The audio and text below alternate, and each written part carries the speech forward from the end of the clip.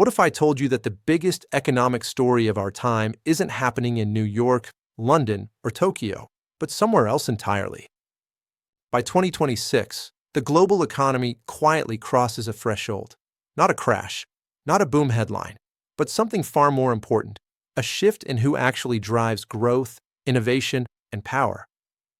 For over 200 years, the world revolved around the West. Today, that center of gravity is moving fast toward emerging markets.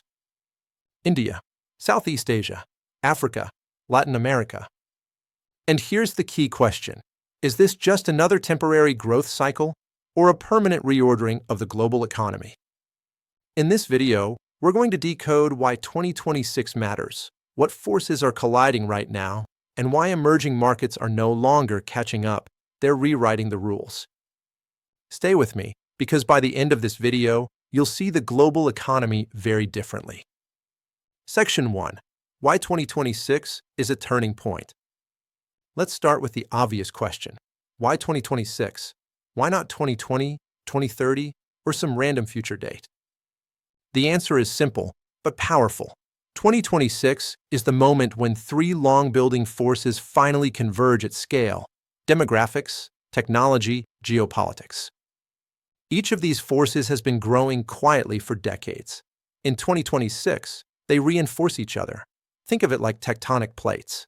They move slowly, until suddenly, everything shifts.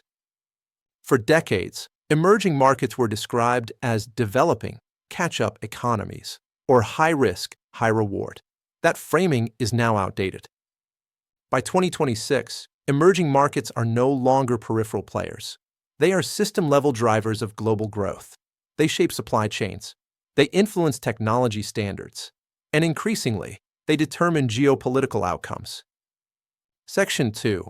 The demographic divergence no one talks about.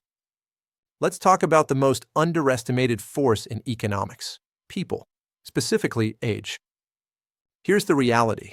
Most developed economies are aging fast. Median ages in Europe, Japan, and North America are pushing past 40. Fertility rates are below replacement.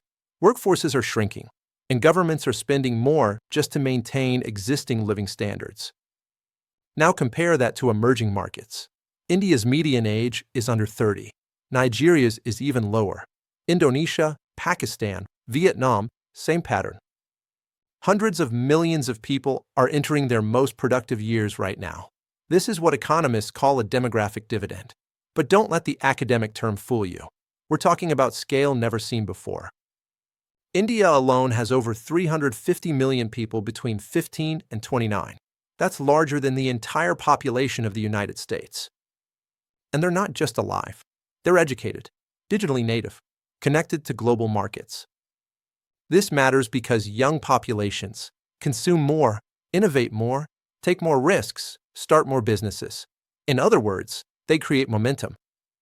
Meanwhile, developed economies are increasingly focused on managing decline rather than accelerating growth. This demographic divergence becomes unavoidable by 2026, and it changes everything. Section 3. From cheap labor to productive power. Now let's challenge an old stereotype. Emerging markets are not just about cheap labor anymore. That model is dying. What's replacing it is something much more interesting: productive, tech-enabled workforces operating at global standards. Take software. India isn't just outsourcing code anymore. Indian engineers design architectures, lead AI research, run global platforms. Take pharmaceuticals.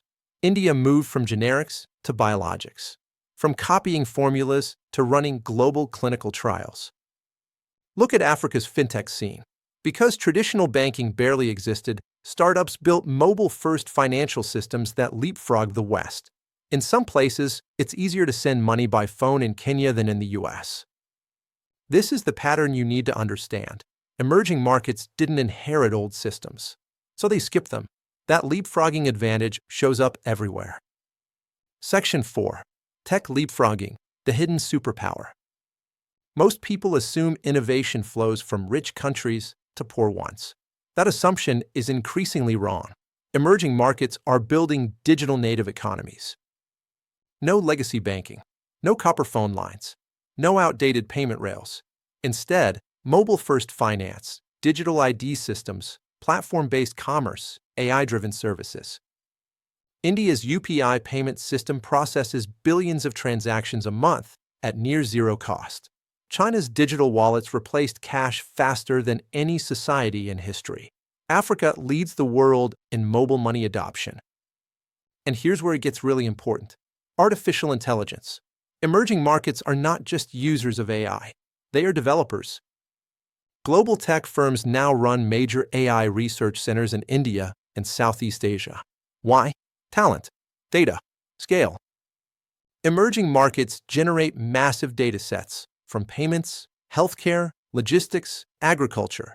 That data trains AI systems. And data is power. By 2026, countries that control data and the rules around it gain strategic leverage. So where is this growth actually showing up? Let's focus on 3 sectors. 1. Clean energy. Emerging markets are becoming renewable energy leaders, not followers. Why? Better solar conditions, newer grids, fewer stranded fossil assets. China and India now install more renewable capacity each year than most of the developed world combined. Africa is pioneering off-grid solar. The challenge isn't technology, it's financing. Lowering the cost of capital unlocks massive growth. 2. Digital healthcare. Emerging markets are reinventing healthcare. Telemedicine, AI diagnostics, low-cost testing. Instead of copying Western hospital systems, they built scalable digital care. This isn't second-best medicine. It's medicine designed for scale. 3. Manufacturing 2.0. Manufacturing is no longer just about wages. Automation, robotics, and AI are everywhere.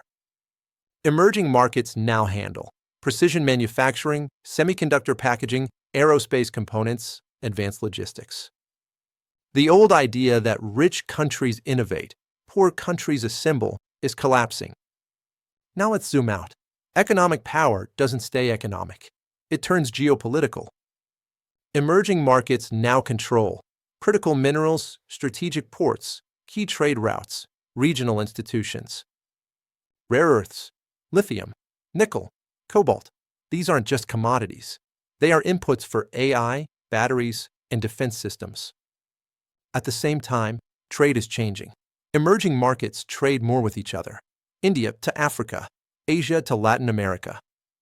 Regional trade blocs reduce dependence on the West, and new development banks provide financing without Western political conditions.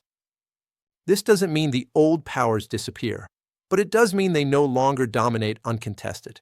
We're entering a multipolar economic world. Now, a critical warning. Growth alone doesn't guarantee stability. Emerging markets face a serious threat: internal inequality. Urban versus rural, elite versus informal workers, tech winners versus everyone else. If growth concentrates too narrowly, social trust erodes. History shows this clearly. The same forces that create opportunity can fuel unrest if benefits aren't shared. This is why inclusive growth matters. Education, healthcare, digital access, institutional trust.